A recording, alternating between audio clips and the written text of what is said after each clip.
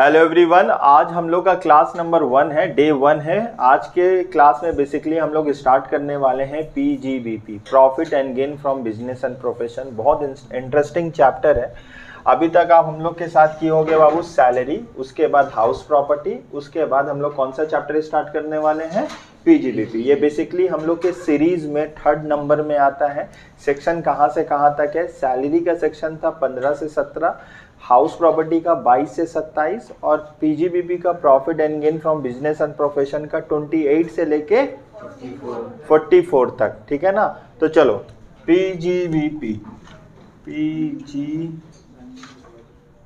अच्छा, ये थोड़ा सा बड़ा है, ज़्यादा बड़ा नहीं, थोड़ा सा बड़ा चैप्टर है, लेकिन इंटरेस्टिंग भी है। कोई चीज़ अगर बड़ा रहता है और बोरिंग रहेगा तो फिर अच्छा नहीं लगेगा, और कोई चीज़ बड़ा है वो इंटरेस्टिंग है तो उसको करने में भी अच्छा लगेगा। देखो 19 का अच्छा, इसमें 2 लोग कवर अप होते हैं। कौन लोग? एक जिनका बिजनेस है और एक जिनका प्रोफेशन है। ठीक है ना? तो हम लोग कंप्यूट कर रहे हैं 5 हेड्स ऑफ इनकम। हम लोग को टैक्स देना होगा, तो टैक्स किस पे देना होगा? अपने इनकम पे देना होगा। तो किसी का देखो, हम लोग कर रहे हैं क्या बोलो तो, कोई किसी का इनकम का जरिया होता है सैलरी। कोई मान लो सैलरीड पर्सन है, कोई सैलरीड पर्सन है, उसका इनकम का जरिया क्या है? सैलरी है। कोई का इनकम का जरिया ना रेंटल इनकम आता है, हाउस प्रॉपर्टी से कोई कमाता है। ठीक है ना? मान लो, जरूरी थोड़ी है कि मेरा यही 2 सोर्स से इनकम आना चाहिए। किसी का खुद का कारोबार है, सेल्फ एम्प्लॉयड है, या कोई प्रोफेशनल इंसान है। ठीक है ना? तो उसका इनकम आने का जरिया क्या होगा? PGBP, profit and gain from business and profession. मान लो चौथा हेड्स ऑफ इनकम, किसी का इनकम आने का जरिया क्या हो सकता है? Capital gain. मान लो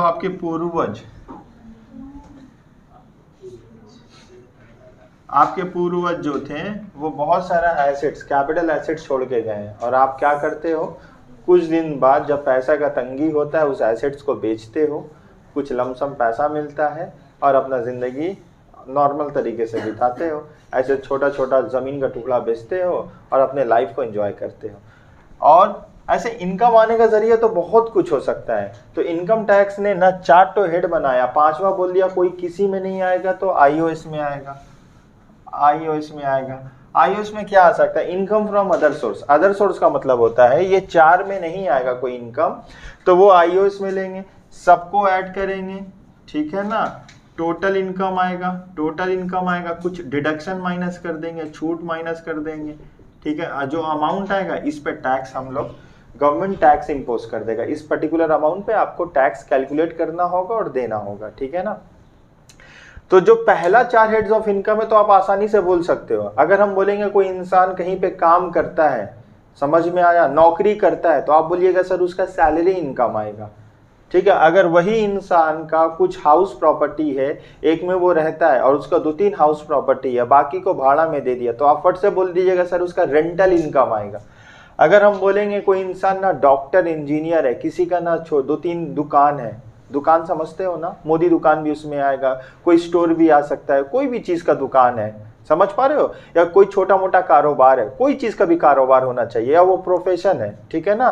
तो वहाँ से वो इनकम आ सकता है। या फिर किसी का ज़मीन बहुत ज़्यादा है, थोड़ा बिकता है फिर घर चलता है, ऐसा भी सिस्टम हो सकता है। या चौथा क्या हुआ, 5वां क्या हुआ? आईओएस। अब आईओएस में क्या आ सकता है बताइए तो, किस तरह का इनकम आ सकता है? मान लो कोई ना बिग बॉस में गया, बिग बॉस में उसका विनर हो गया, उसको बहुत पैसा मिला, वो कौन सा इनकम हुआ? Other source.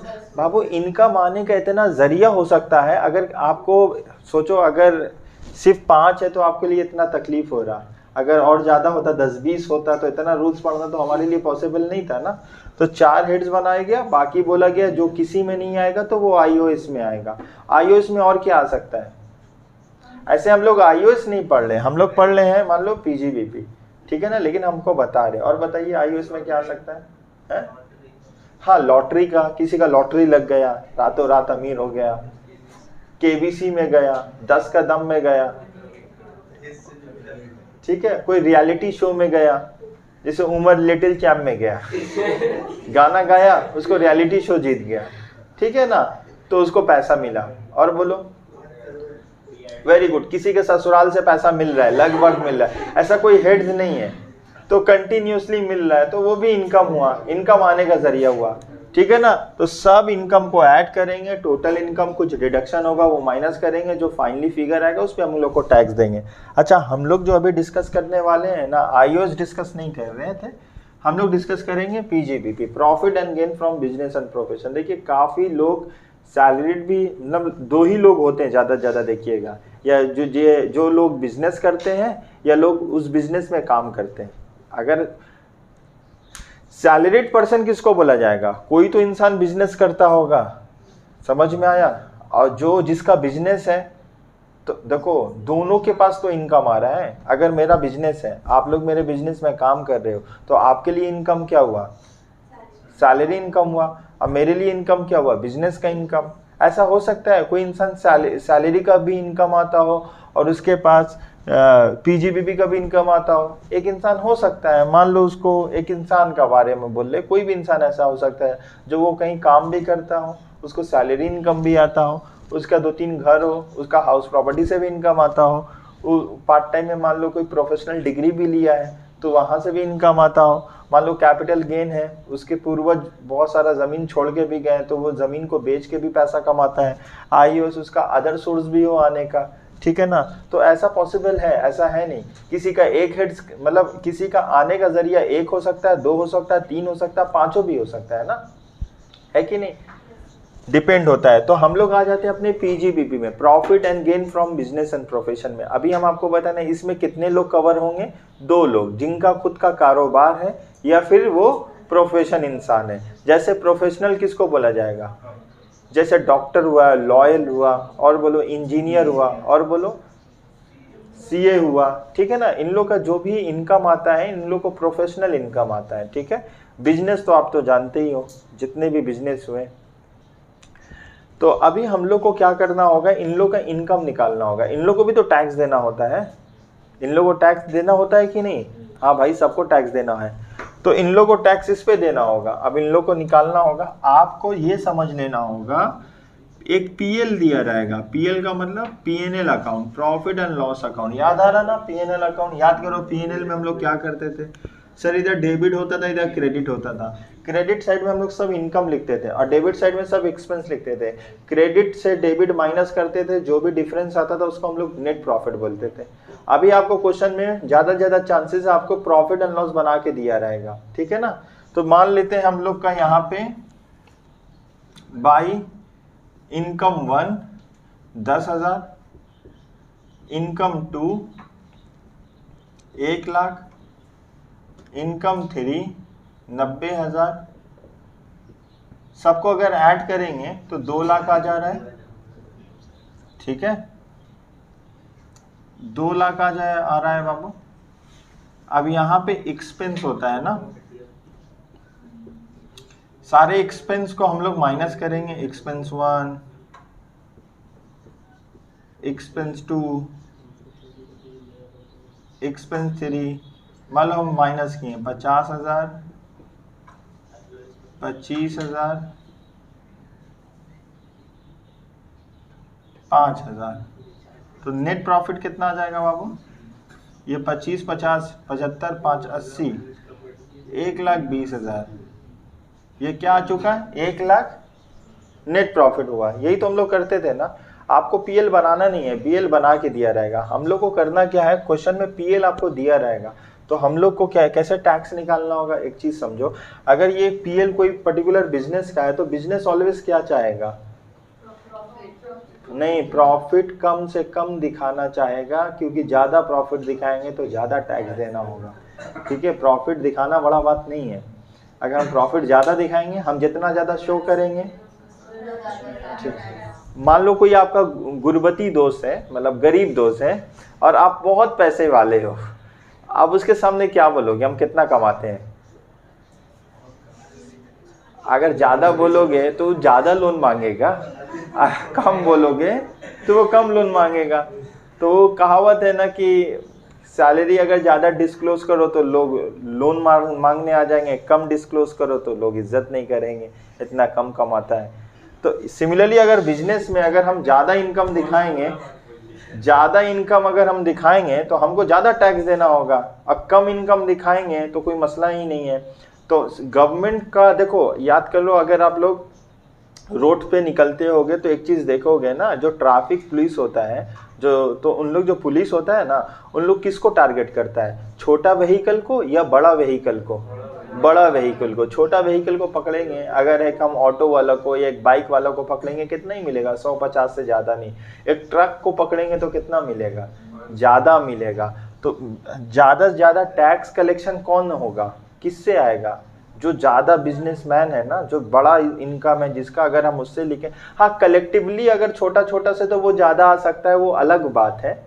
मान लो सैलरीड पर्सन से ज्यादा आ गया, वो अलग बात है। लेकिन ऐसे देखिएगा, आमतौर से ज्यादा कलेक्शन कहाँ पे आएगा, जिसका ज्यादा बिजनेस है, ठीक है ना, जिसका इनकम बहुत ज्यादा है, जिसका टर्नओवर बहुत ज्यादा है, जिसका नेट प्रॉफिट ज्यादा आ रहा है, उसको टैक्स भी ज्यादा देना होगा। तो अब बोलो, बिजनेसमैन अपने इनकम टैक्स को कम करने के लिए, अच्छा हम आपसे एक सिंपल सा बात बोल लें, मेरा इनकम आ रहा, नेट प्रॉफिट आ रहा 1,20,000, हमको 1,20,000 पे टैक्स देना होगा, लेकिन हम टैक्स नहीं देना चाहते। इंडिया में हाईएस्ट टैक्स रेट जानते हो कितना है? 37%। मतलब 100 रुपया में 37 रुपया सरकार ले लेगा। आप कुछ नहीं कर सकते हो। आप अपना इनकम गवर्नमेंट को देना चाहोगे, देखो यहाँ पे आप लोग हिला रहे हो, हम नहीं देना चाहते, ठीक है ना। तो अभी हम बोलो कि हम क्या करें कि ये मेरा नेट प्रॉफिट आ जाए, कम से कम आ जाए, बोलो। एक्सपेंस को बढ़ा दीजिए या इनकम को घटा दीजिए, यही दो चीज बोलिएगा ना बाबू। एकदम लॉजिकली पढ़ा रहे हैं, ज्यादा सोचिए मत। एकदम सिंपल सा बात हम पूछें कि अगर हम अपने नेट प्रॉफिट को कम कर दे तो अपने नेट प्रॉफिट को कम कर सकते हैं? हाँ, कम कर सकते हैं। जानबूझ के कम करना है तो कैसे कम कर सकते हैं? सर दो तरीका है।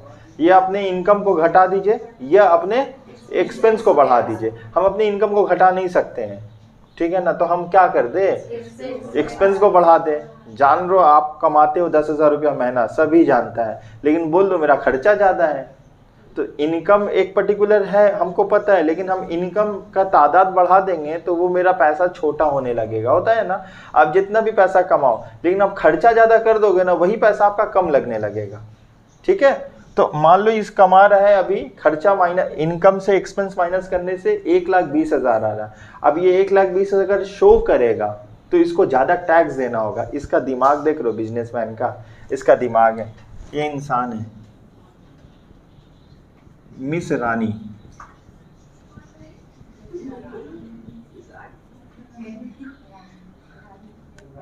इनका नाम है मिस रानी। अब मिस रानी अपना क्या बचाना चाहती हैं? टैक्स बचाना चाहती हैं, ठीक है ना। अब क्या कर सकती हैं? अब ये ऑल फॉल खर्चा को भरती चली जाएंगी। समझ में आया? अब ये खर्चा क्या भरेंगे? चलो, क्रेडिट साइड में कितना था? 2 लाख ना। मान लो इनकम था सब जोड़ के 1 + 2 + 3, सबको जोड़ के कितना था? 2 लाख था। अब ये एक्सपेंस क्या करेंगे ना, यहाँ 3 तो खर्चा था, अब यहाँ 1 से लेके 10 खर्चा। अच्छा, नॉमिनल अकाउंट का तो बहुत रूप हो सकता है, आप बचपन में पढ़े होंगे। नॉमिनल अकाउंट का मतलब होता है एक्सपेंसेस। अब रेंट भी नॉमिनल अकाउंट है, वेजेस भी नॉमिनल अकाउंट है, सैलरी भी नॉमिनल अकाउंट है, और ट्रैवलिंग एक्सपेंस भी नॉमिनल अकाउंट है, ठीक है ना। एडवर्टीजमेंट भी नॉमिनल अकाउंट है, ऑडिट फीस भी नॉमिनल अकाउंट है, कैरेज आउटवर्ड भी नॉमिनल अकाउंट है, इंटरेस्ट अलाउड भी नॉमिनल अकाउंट है। तो there are a list of nominal account. मतलब इस सब नॉमिनल अकाउंट का नाम अलग अलग है, लेकिन एज अ होल हम सबको क्या बोल रहे हैं? नॉमिनल अकाउंट बहुत नाम से जाने जाते हैं, लेकिन अल्टीमेटली वो बिजनेस का खर्चा ही है ना, बिजनेस का एक्सपेंस है ना। तो अब ये क्या कर सकते हैं, एक्सपेंस को हम बढ़ा दें। हम कितना बढ़ा दें? अच्छा, एक्सपेंस को ज़्यादा बढ़ा देंगे तो लॉस आ जाएगा, तो हम सेट ऑफ कर सकते हैं, हमको टैक्स भी तो नहीं देना होगा। हम ज़्यादा से ज़्यादा बोलेंगे खर्चा हो, ज़्यादा से ज़्यादा खर्चा हो। चलो, हम ये भी तो बोल सकते हैं मेरा इनकम कितना है, मेरा खर्चा कितना है, चलो टैक्स का सवाल ही नहीं है, ठीक है। या बहुत रेयर दो जो शक नहीं हो, 1,95,000। नेट प्रॉफिट कितना आया? 5,000 आया। यहाँ समझे, हमको टैक्स देना होगा भाई, हम तो एलिजिबल ही नहीं है टैक्स देने के लिए, मेरा इनकम ही इतना कम होगा। बात समझ रहे हो? लेकिन ना आपका बिजनेस ना, आप जो लिख रहे हो हम सब सही मानेंगे ना, आपको प्रूफ देना होगा। जैसे हम जबरदस्ती लिख देंगे कि उसके लिए प्रूफ होना चाहिए। और दूसरा बात ना, आप जो खर्चा माइनस करिएगा, ये खर्चा का लिस्ट इनकम टैक्स ने बताया, आप अपना मन से खर्चा माइनस नहीं कर सकते हो। समझे यहाँ पे क्या है? नहीं तो कोई तो टैक्स ही नहीं देगा। मान लो किसका बोले आप कमाते कितना, बोलेगा 2 लाख, बोले आपका खर्चा कितना, 5 लाख, बोले वाह आप जिंदा कैसे हो? बोले ये बात तो हमको खुद नहीं मालूम है। समझ पा रहे हो? आज अगर इंडिया में किसी को बोलिएगा भाई आपका इनकम कितना है, तो 10 लाख बोल देगा। बोले आपका कमा खर्चा कितना है, बोला 25 लाख। बोले भाई आप जिंदा कैसे हो? बोले हम तो उधार लेके चल रहा है। तो हर एक इंसान का ऑब्जेक्टिव यही होता है कि हम जो पैसा कमाते हैं हम टैक्स नहीं दे। तो सरकार बोला है ना कि अगर पहले ही सब खर्चा नहीं था, पहले बहुत पहले का बात है ना, सरकार बोलता था कि हम मानते हैं हम लोग का जो पब्लिक है मासूम है, वो ऐसा चीज़ नहीं करेगा। वो मासूम बोल के ना कोई टैक्स ही नहीं देता था। सरकार बोला बताओ हम सोच रहे हैं कि भाई इंसानियत के नाते वो टैक्स ला के देगा। और सब इंसान का रोना क्या था भाई, अरे इनकम होगा, प्रॉफिट होगा तब तो टैक्स दे। अब ज़बरदस्ती पीएल को ओवरलोड कर दीजिएगा तो फिर कहाँ से प्रॉफिट आएगा? अब इसके लिए मसला हो गया। क्या मसला हुआ? सरकार बोला है ना कि आप इनकम टैक्स में ना हम एक तो लिस्ट बनाए खर्चा का, और उसको बोलेंगे 30 to 37, मतलब सेक्शन 30 to 37 हम खर्चा बताएं। अगर वो खर्चा जो मेरे लिस्ट में है और आपके बिजनेस में भी वही खर्चा आ रहा है, दोनों मैच हो रहा है, तब आप लीजिएगा मेरे लिस्ट में है और आपके लिस्ट में है, मतलब अगर मेरे लिस्ट में है और आपके लिस्ट में है तो चलो ठीक है, मेरे लिस्ट में नहीं है आपके लिस्ट में है तो आप उसको खर्चा को मानेंगे नहीं, चाहे वो सच में खर्चा हो। समझे हम क्या बोले? गवर्नमेंट ने क्या दिया, एक लिस्ट दिया है। लिस्ट कहाँ से स्टार्ट होता है? 30 to 37। कहाँ से स्टार्ट होता है बाबू? 30 to 37।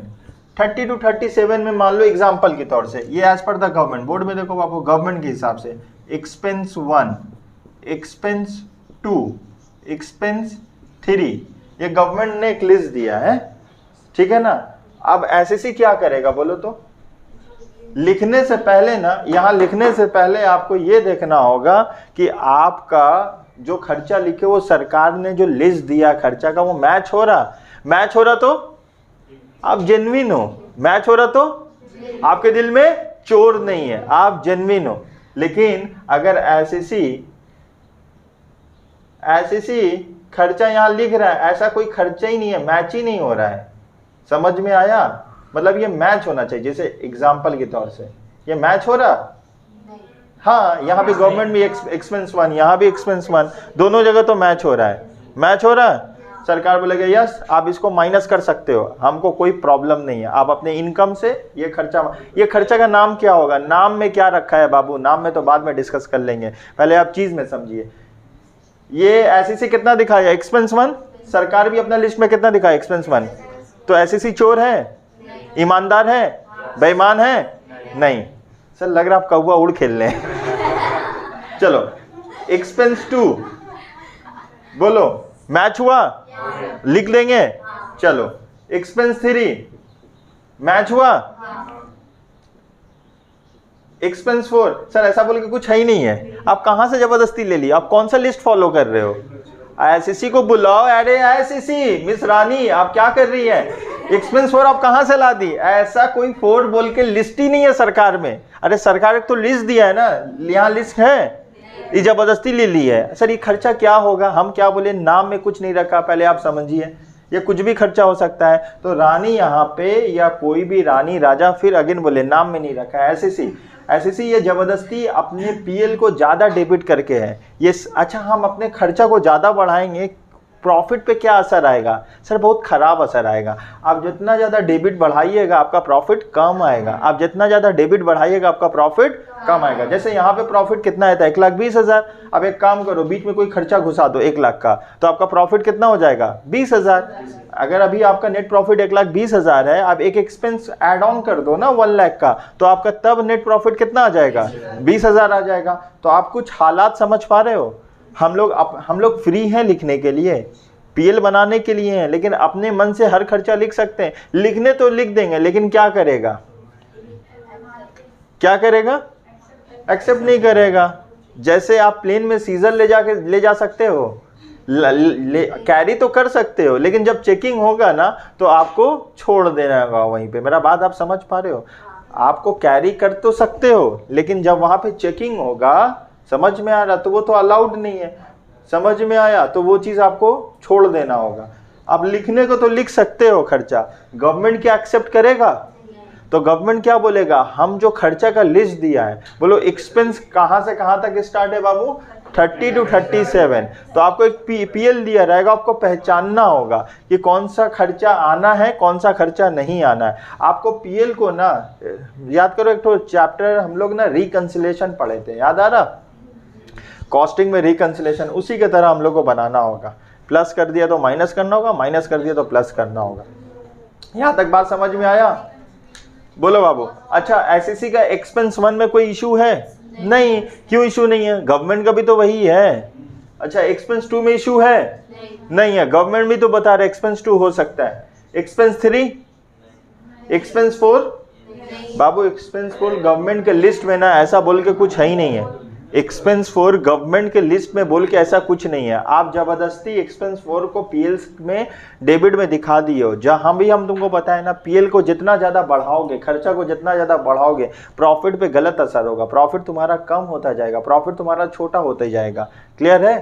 तो हम लोग को क्या करना होगा, हम लोग को पीएल को ठीक करना होगा, एज पर द टैक्स बनाना होगा। टैक्स के हिसाब से क्या प्रॉफिट आएगा, आपको ऐसा कुछ खर्चा वाला दे दिया रहेगा तो आपको बताना होगा कि वो एक्सपेंस लेना है या एक्सपेंस नहीं लेना है। बात समझ में है? बेसिकली चैप्टर में मतलब हम लोग करने क्या वाले हैं, आपको एक प्रॉफिट एंड लॉस दिया रहेगा, उस प्रॉफिट एंड लॉस को आपको देखना है, पढ़ना है और प्रोविजन अप्लाई करना है। 30 to 37 एक सेक्शन है जहां पे आपको बताया जाएगा कि पीएल में कौन सा खर्चा लिया जाएगा, कौन सा खर्चा नहीं लिया जाएगा। जो खर्चा सरकार ने बोला है अगर वही खर्चा है तो ठीक है, अब वो खर्चा नहीं है तो आपको क्या करना होगा, वो खर्चा को आपको डिसअलाउड कर देना होगा। याद कर लो, जब भी एक्सपेंस को डिसअलाउड करेंगे तो प्रॉफिट पे क्या असर होगा,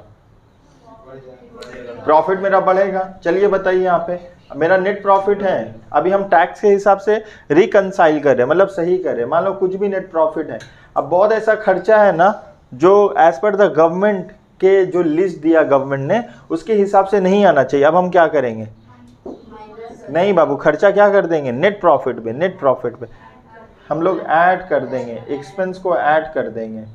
ठीक है, अब कुछ खर्चा जो लेना था हम लोग लिए नहीं, कुछ खर्चा जो लेना था लिए नहीं, तो हम लोग उसको माइनस कर देंगे।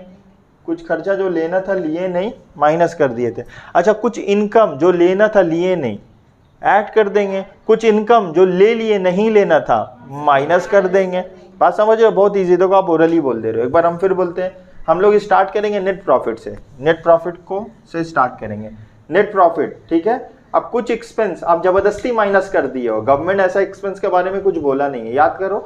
अगर आप जबरदस्ती एक्सपेंस माइनस कर दिए होगे तो आपका नेट प्रॉफिट कम आ गया होगा। अब गलती को ठीक करने के लिए आपको क्या करना होगा, ऐड बैक कर देना होगा। ठीक है ना, तो यहाँ पे नलीफाई हो जाएगा, वो ठीक हो जाएगा। मान लो कुछ एक्सपेंस टैक्स के हिसाब से आपको माइनस करना था, बट उसको आप माइनस ही नहीं किया, तो आपके पास प्रोविजन है, आप माइनस कर सकते हो। जब भी माइनस करोगे तो प्रॉफिट घटेगा। मान लो कुछ इनकम ज्यादा आप ऐड कर चुके हो, तो क्या कर दोगे, लेस कर दोगे। कुछ इनकम ऐड करना था बट आपने ऐड नहीं किया, तब क्या करेंगे, उसको ऐड कर देंगे। तो कुल मिला के हम लोग को एक प्रॉफिट एंड लॉस बनाना होगा टैक्स के हिसाब से। तो समझ पा रहे हो बाबू क्वेश्चन क्या दिया रहेगा, समझ पा रहे हो हमको करना क्या रहेगा, हमको छाटना है, रिकंसाइल करना है। अब दूसरा बहुत इंपॉर्टेंट बात थी, सर आप हमको एक्सपेंस तो बता दीजिए, कौन सा एक्सपेंस लेंगे कि नहीं, हमको कैसे पता चलेगा। अब मान लो पीएल के डेबिट में तो बहुत सारा एक्सपेंस है, ठीक है ना, आप कौन सा एक्सपेंस लेना है, कौन सा एक्सपेंस नहीं लेना है। पहला बात, एक्सपेंस होना चाहिए बिजनेस रिलेटेड। एक्सपेंस किससे रिलेटेड होना चाहिए, बिजनेस। आप तो क्लास जब फाइनल अकाउंट पढ़े होगे तब भी पता होगा कि ड्राइंग्स वगैरह हम लोग नहीं लेते। ड्राइंग्स का मतलब होता है प्रोवाइडर का, एसईसी का ओन खर्चा, मेरा खुद का खर्चा को ड्राइंग बोला जाएगा। ड्राइंग और पीएल का डेबिट में जो बिजनेस का खर्चा, दोनों को एक साथ नहीं दिखा सकते। मेरा घर का खर्चा, मेरा घर का खर्चा और मेरा बिजनेस का खर्चा, क्या दोनों एक जगह दिखा सकते हैं, नहीं दिखा सकते हैं। सर आपका खर्चा होगा that is drawing reduction in the capital. आप अपने खर्चा के साथ बिजनेस का खर्चा कैसे दिखा सकते हो, ये गलत है ना। मान लो कोई ड्राइंग होगा तो हम क्या करेंगे, मान लो हम सैलरी दिया, बिजनेस में सैलरी किसको देंगे, स्टाफ को देंगे, ठीक है ना। हम लिख दिया सैलरी टू होम सर्वेंट, मेरे घर में एक बुआ काम करती है, हम उसको सैलरी देते हैं, पीएल का डेबिट में लिख दी। ये सब कैसा बात हो रहा है सर? आप अपना बुआ का जो सैलरी देते हो वो आप बिजनेस में कैसे लिख दिए हो बाबू? अभी आपको जब पीएल बनाएंगे ना, आप नेट प्रॉफिट को कम करने के लिए आप कोई हद तक भी जा सकते हो। सोचो, आपको कहीं कूपन वगैरह मिल जाता है, कोई है कहीं फ्री वाला चीज, हम लोग कितना दिमाग खपाते हैं उसमें, इधर जाना उधर जाना उधर जाना। जब भी फ्री का चीज होता है तो क्या है, और जब हमको पता है कि हम अगर, देखो एसएससी को पता नहीं था, अगर पता होता तो फिर क्यों जबरदस्ती इतना खर्चा लिखता? क्योंकि आप लिख भी दीजिएगा, गवर्नमेंट नहीं मानेगा। गवर्नमेंट के पास क्या है बाबू? लिस्ट है। वो लिस्ट में आपका खर्चा जो लिखे हो पीएल का डेबिट में मैच हो रहा तो कोई प्रॉब्लम नहीं। अच्छा 99% में क्या होगा? मैच नहीं होगा। अच्छा मैच होगा तो चैप्टर क्यों पढ़ ले, बोलो? समझ पा रहे हो? मैच नहीं होगा। मैच नहीं होगा तो हम क्या करेंगे? इसको ठीक करेंगे, स्टेटमेंट में बनाएंगे। आप समझ पा रहे हो? रटना तो नहीं है। पीजीबीबी में एग्जैक्टली हम लोग करने क्या वाले हैं बाबू, बोलो? जो नहीं रहेगा, नहीं सर, एक तो पीएल दिया रहेगा, उसमें तमाम ऑल फॉल खर्चा दिया रहेगा जो इनकम टैक्स नहीं मानता। हम लोग क्या करेंगे? उस खर्चा को हम लोग को रिकंसाइल करना होगा, ठीक करना होगा, टैक्स के हिसाब से प्रॉफिट निकालना होगा। हम लोग को किसके हिसाब से निकालना होगा? किरण तुम बोलो, पीजीबीबी में एग्जैक्टली हम करेंगे क्या?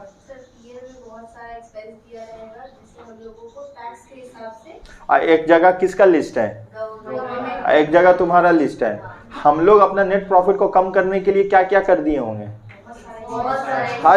हद पार कर दिए होंगे। अपना घर, अपना मामा का खर्चा, अपना रिलेटिव का खर्चा, अपना नेबर का खर्चा, अपना खर्चा, एरिया मोहल्ला का खर्चा, देश का खर्चा, सब कहाँ दिखाए होंगे?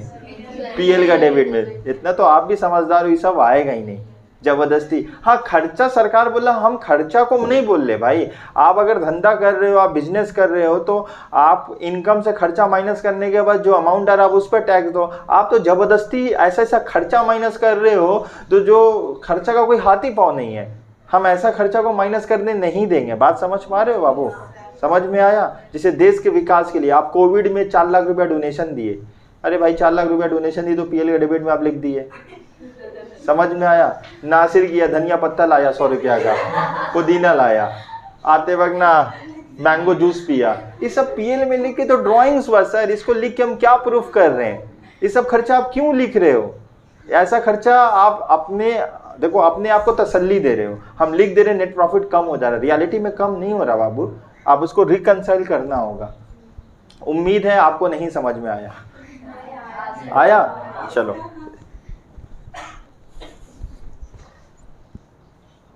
तो हम लोग स्टार्ट करते हैं बाबू। अभी हम लोग क्या करेंगे? खर्चा सेक्शन स्टार्ट करेंगे, ठीक है?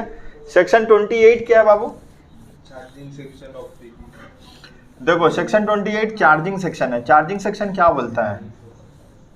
अच्छा बिजनेस क्या है? नॉर्मल आप लोग पढ़े होंगे बिजनेस का क्या मतलब क्या होता है? Any activities perform by an individual for the purpose of earning future profit, मतलब for the purpose of profit. और वो एक्टिविटीज इकोनॉमिक एक्टिविटीज होना चाहिए और थ्रू आउट द ईयर करें। बिजनेस का मतलब यही होता है ना, हम कोई भी काम करेंगे पूरे साल भर करेंगे, उसी एक्टिविटीज़ को करेंगे, उसको बिजनेस बोला जाएगा। लेकिन टैक्स में बिजनेस का मतलब होता है ना, आप कोई भी एक्टिविटीज़ एक दिन भी किए ना, आधा घंटा के लिए भी किए ना, पूरा साल नहीं किए तो उसको भी बिजनेस मान लिया जाएगा। नॉर्मल कोर्स में अगर आप पढ़िएगा, आपका बीएसटीडी वगैरह या कोई भी में था, बिजनेस का मतलब क्या होता है? Any activities perform by an individual for the purpose of earning profit. और वो एक्टिविटीज रिकरिंग इन नेचर होना चाहिए। क्या होना चाहिए? रिकरिंग इन नेचर, तभी उसको बिजनेस बोला जाएगा। अरे बिजनेस हम लोग पढ़ ले तो बिजनेस का मतलब क्या होता है?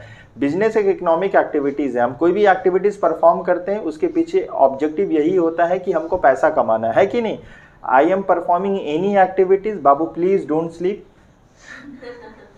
हम कोई भी एक्टिविटीज परफॉर्म कर रहे हैं, हम कोई भी एक्टिविटीज परफॉर्म करें, और वो एक्टिविटीज परफॉर्म करने से मेरे पीछे मेरा ऑब्जेक्टिव क्या है? हम क्यों परफॉर्म करें वो एक्टिविटीज? क्योंकि हम पैसा कमाना चाहते हैं, ठीक है ना? हम पैसा कमाना चाहते हैं तो हम कोई भी एक्टिविटीज परफॉर्म करेंगे। एक्टिविटीज का मतलब कोई भी काम करेंगे, दुनिया में कोई भी काम करेंगे, करके हमको पैसा मिलेगा, सेटिस्फैक्शन मिलेगा, हम अपना जिंदगी गुजारेंगे। और वो काम हम पूरे साल भर करेंगे, रिकरिंग इन नेचर होगा। नॉर्मल में बिजनेस का डेफिनेशन यही होता है। लेकिन अब जब टैक्स में बिजनेस का डेफिनेशन पढ़ेंगे ना, आप कोई भी एक्टिविटीज करो, चाहे वो रिकरिंग हो तो अच्छा बात है, नॉन रिकरिंग हो, आप एक बार एक्टिविटीज करके, एक ट्रांजैक्शन करके ना करोड़ों रुपया कमा लिए, सरकार बोलेगा आपका बिजनेस, आप टैक्स दो। क्योंकि जहाँ पे सरकार आपके पास इनकम आने का जरिया है, उस सेक्शन को बहुत फ्री बनाया गया, बहुत फ्लेक्सिबल बनाया गया। आपके कोई भी सोर्स से इनकम आ रहा है, कोई भी एक्टिविटीज को परफॉर्म करने से, तो आपको उसको बोला जाएगा, क्या बोला जाएगा बाबू, क्या बोला जाएगा, वो बिजनेस बोला जाएगा, वो आपका है, ठीक है ना। तो सेक्शन 22 बोला जाता है कोई भी तरह का इनकम आएगा, कोई भी तरह का इनकम आएगा आपके पास आ रहा है, उसको क्या बोला जाएगा, क्या बोला जाएगा बाबू, बिजनेस इनकम है, वो आपको क्रेडिट हो जाएगा। हाँ, वो अदर हेड्स में नहीं आना चाहिए, बात समझ पा रहे हो। अब वो सैलरी इनकम नहीं होना चाहिए, वो हाउस प्रॉपर्टी इनकम नहीं होना चाहिए, वो कैपिटल गेन इनकम होना नहीं चाहिए, वो आईओस नहीं होना चाहिए। जैसे आपका कोई सोर्स ऑफ इनकम होगा ना, जिस कैटेगरी का बिजनेस कर रहे हो, जो नेचर ऑफ द बिजनेस होगा उससे रिलेटेड तो इनकम होगा, तो जो इनकम होगा आप लिखिए, ठीक है ना। तो इनकम में ज़्यादा कोई मसला है नहीं, वैसे भी थ्योरी आएगा नहीं, इतना थ्योरी आपको आ गया ताकि आप सब समझ पाओ। आगे बोलो, 30 के बाद क्या है बाबू, 28 के बाद 29 फॉर्मेट है। सेक्शन 29 क्या है, फॉर्मेट है। आ जाते हैं क्वेश्चन, सेक्शन 30 से आ जाते हैं, यहाँ से आपको पढ़ना है, ठीक है ना। सेक्शन 30 से आ जाते हैं, नोट्स में निकाल लो, सेक्शन 30 क्या लिखा हुआ है। अच्छा, सेक्शन 30 लिखा हुआ है ना, कॉमर्शियल बिल्डिंग। कॉमर्शियल बिल्डिंग और रेसिडेंशियल बिल्डिंग दो तरह का बिल्डिंग होता है, दोनों से आप क्या समझते हो। कॉमर्शियल बिल्डिंग जहाँ पे आप बिजनेस करते हो, समझ में, जहाँ पे रहते हो वो कॉमर्शियल बिल्डिंग नहीं हुआ, जहाँ पे आप बिजनेस, आपका बिजनेस ऑपरेट करते हो जहाँ से, ठीक है, जहाँ से आपका बिजनेस ऑपरेशन का एक्टिविटीज परफॉर्म होता है, उसको कॉमर्शियल बिल्डिंग बोला जाता है। रेसिडेंशियल बिल्डिंग का मतलब होता है जहाँ पे आप रहते हो। तो अगर इनकम टैक्स ने लिस्ट में बोला है सेक्शन 30 में कि आप अगर कोई बिल्डिंग हायर पे लिए हो, बिल्डिंग जानते हो बिल्डिंग भी हायर में लिया जाता है, आप अगर कोई बिल्डिंग हायर पे लिए हो और उस पर खर्चा हो रहा है, उसमें आपका खर्चा हो रहा है, बिजनेस आप अगर खर्चा हो रहा है, एक्सपेंस हो रहा है, ठीक है ना, तो वो एक्सपेंस आप अगर जो भी होगा ना, रेंट वगैरह, कोई भी मेंटेनेंस, जो भी बिल्डिंग से रिलेटेड होगा, कॉमर्शियल बिल्डिंग से रिलेटेड होगा, हम उसको अलाउड कर देंगे। अगर आप पीएल का डेबिट में लिखिएगा, हमको कोई प्रॉब्लम नहीं है, क्योंकि हम मानते हैं ये बिजनेस का सच में खर्चा होता है। समझे हम क्या बोले बाबू, सेक्शन 30 समझ में आया सबको। चलिए बोलो क्या लिखा हुआ है, कॉमर्शियल बिल्डिंग। हाँ, नोशनल रेंट नहीं होना चाहिए। सर नोशनल रेंट का मतलब क्या होता है, मेरा प्रॉपर्टी हम अपने आप को रेंट दे रहे हैं, समझे। नोशनल रेंट का मतलब क्या होता है, मेरा प्रॉपर्टी और हम अपने आप को रेंट दे रहे हैं। जैसे ये किसका है, मेरा है, अपने पीएल का डेबिट में दिखा रहे हैं रेंट टू माई सेल्फ, ऐसे हम अपने आप को रेंट कैसे देंगे, समझ में। नोशनल रेंट का एक कॉन्सेप्ट है, रियलिटी में कॉन्सेप्ट होता है, लेकिन ये टैक्स में नहीं माना जाता है। हम अपने आप को रेंट नहीं दे सकते हैं, क्लियर। हम अपने आप से कमा नहीं सकते हैं, ठीक है, हम अपने आप से घूस नहीं ले सकते हैं, ये ऐसा माना जाता है। क्योंकि एक पॉकेट से जाएगा दूसरे पॉकेट में, इन और आउट, तो मेरे ही पास रहेगा, तो क्या फर्क पड़ता है। तो सेक्शन 30 समझ में आया।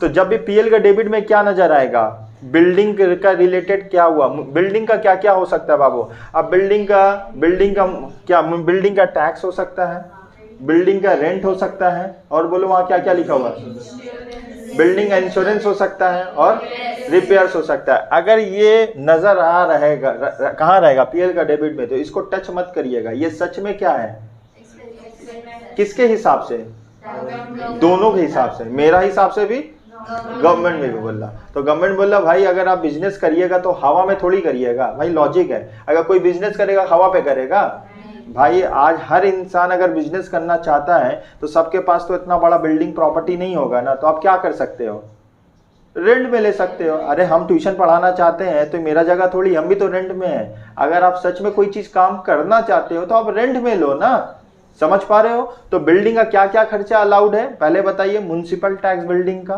म्युनिसिपल का टैक्स, आगे बोलिए इंश्योरेंस, और बोलिए रिपेयर्स, और बोलिए।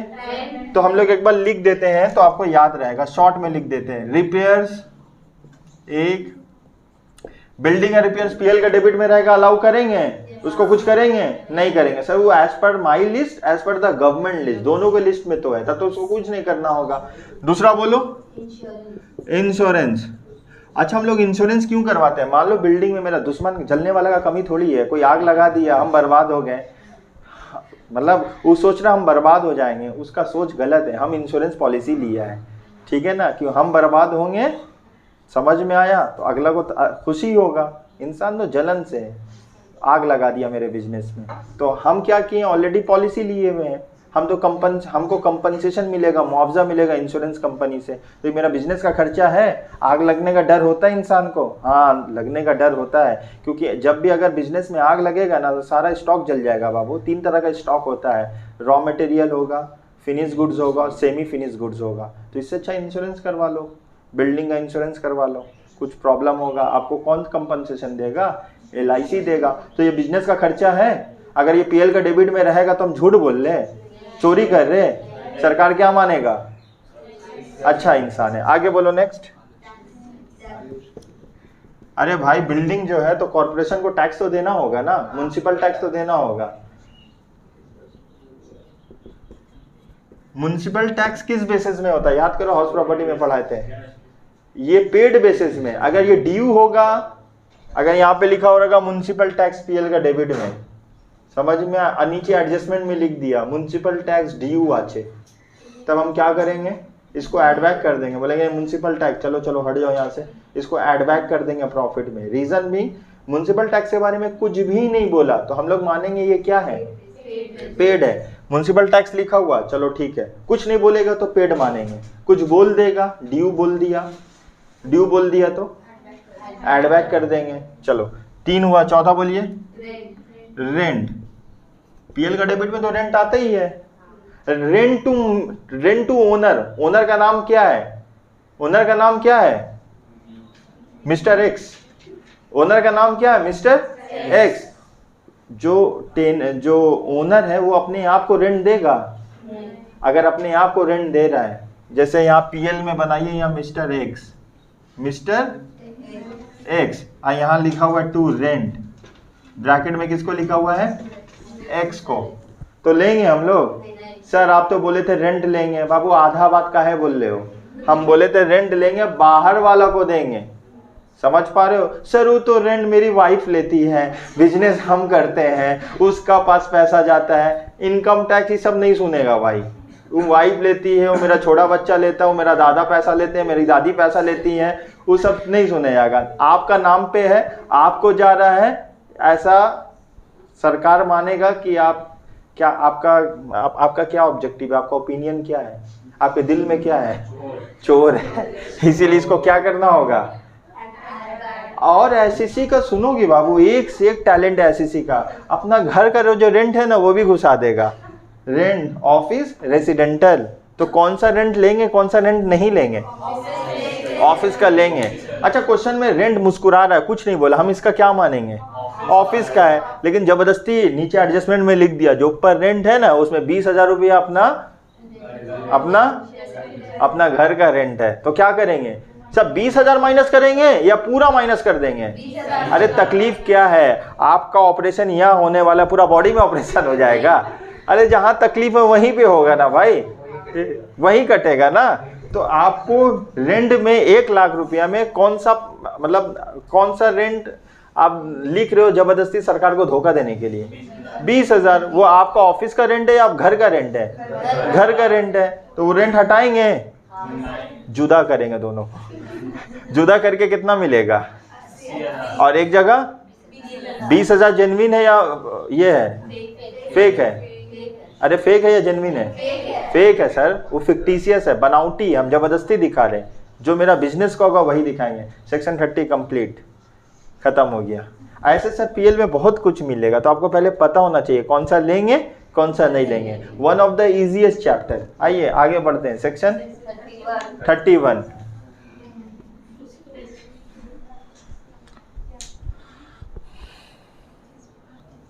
चलो सेक्शन 31 बताइए।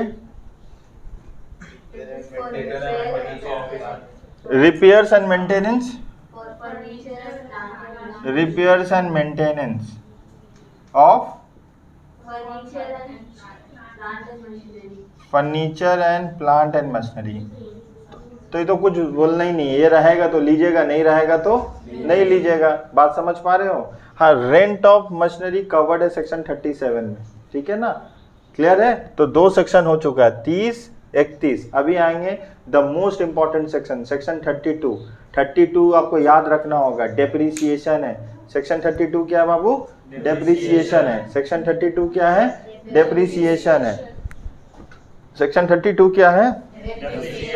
डेप्रीसिएशन है। क्लियर है? अच्छा, सेक्शन 30 और 31 समझ में आया? अच्छा, हम कुछ जनरल नॉलेज पूछ रहे हैं, ठीक है ना, बताइएगा आएगा कि नहीं आएगा।